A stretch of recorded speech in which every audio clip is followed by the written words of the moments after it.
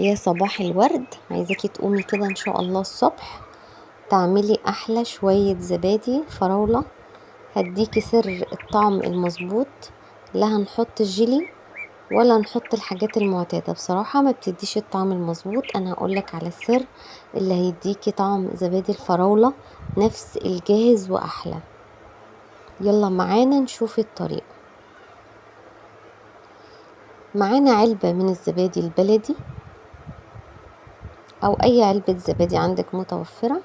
ده يا جماعة السر، الصوص ده صوص الفراولة، بيبقى في علب زي ما انتوا شايفينه كده، بيتباع في كل السوبر ماركت. وفي نكهات تانية، احنا هنستخدم الفراولة، هنستخدم معلقة من النشا وده السر التاني. هنحط سكر ومعانا كيلو من الحليب الجاموسي الكامل الدسم، اهم حاجة يبقى حليب كامل الدسم. بنحط الحليب بتاعنا يغلي على النار، طبعا مينفعش نعمل الزبادي من غير ما نغلي الحليب، طبعا لانك انتي هتسيبي فيه كل البكتيريا والجراثيم اللي موجودة جوه. لازم تغلي الحليب. بتاخدي معلقة من النشا، تمام، بتدوبيها في حاجة بسيطة خالص كده من الحليب. هي بس كانت معلقة مش ملانة فأنا كملتها، معلقة كبيرة مليانة من النشا الذرة، تمام. احنا هنرجع نحط الخليط ده تاني، ما تقلقوش على الحليب، يعني هو هيغلي تاني معاه. ممكن تحطي الخليط ده من الاول، بس انا بخاف يلزق لانه هو كان لسه معايا فيه تلج وكان هياخد وقت على النار. لكن هو لو فاكك شوية معاكي الحليب، حطي الخطوة دي من الاول. السكر حسب الرغبة، بس لما هتحطي سكر كتير هتلاقي طعمه مش ظريف، يعني مش هيطلع نفس اللي بره. يعني هو كفاية على اللتر الحليب 3 معالق كبار او 4 معالق كبار، على اساس ان صوص الفراولة اللي احنا بنحطه ده طبعا فيه سكر. برضو صوص الفراولة ده هتحطي وتدوقي تشوفي اللون يعجبك، الطعم يعجبك، خلاص كفاية كده وقفي. على فكرة العلبة دي مش غالية خالص، انا كنت جايباها ب16 جنيه. هي بصوا بقى فيها الريحة وفيها الطعم وفيها كل حاجة بتاع زبادي الفراولة. بصراحة انتي مش هتفرقيه عن الجاهز. عايزاكم تجربوه لولادكم وادعولي، بإذن الله يعجبكم.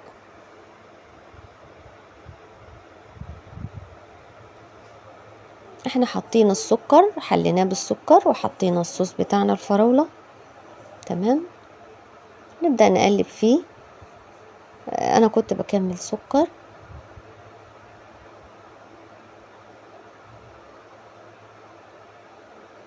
بجد زبادي الفراولة بقى غالي جدا، عموما الزبادي عموما غالي جدا، بالذات يعني الفترة اللي احنا فيها دي اسعاره زادت كمان عن مكان. فالكيلو هيطلع معاكي كمية حلوة قوي، خصوصا لو هتحطيها في حاجات صغيرة زي اللي بنشتريها من بره، اللي هو زبادي الفراولة بتبقى علب صغيرة جدا اصغر من الزبادي السادة.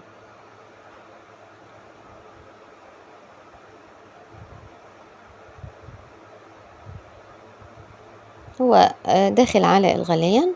انا هضيف معلقة النشا زي ما قلتلك، ممكن تضيفيها من الاول، طبعا ايدنا فيه على طول عشان ما يلزقش.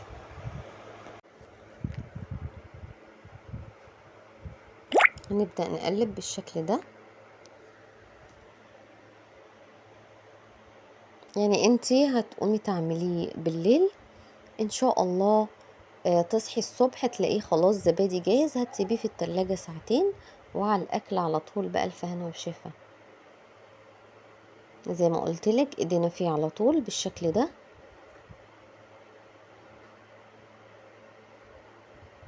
واول لما هيبدأ خلاص هيغلي معانا، هنبدأ نقفل عليه. معانا علبة الزبادي، طبعا احنا لسه مش هنضيفها في الخطوة دي.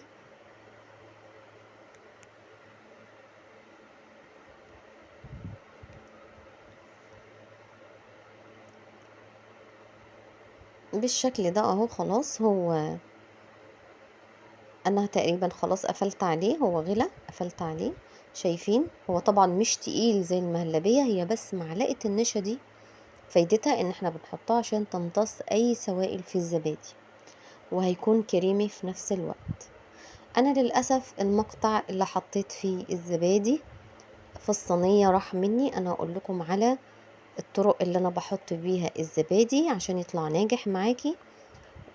بتحطي مية على النار تسخن، يعني مش تغلى، تسخن، وتحطيها في صينية ربع الصينية كده، وتحطي الكوبايات بتاعتك وتبدأي تغطيها بلاستيك راب او كيس تلاجة وفوقها فوطة.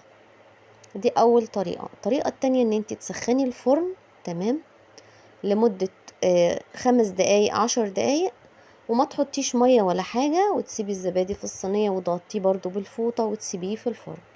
دول الطريقتين معاكي يطلعوا معاكي الزبادي ناجح 100%. صدقوني الطعم هيعجبكم جدا.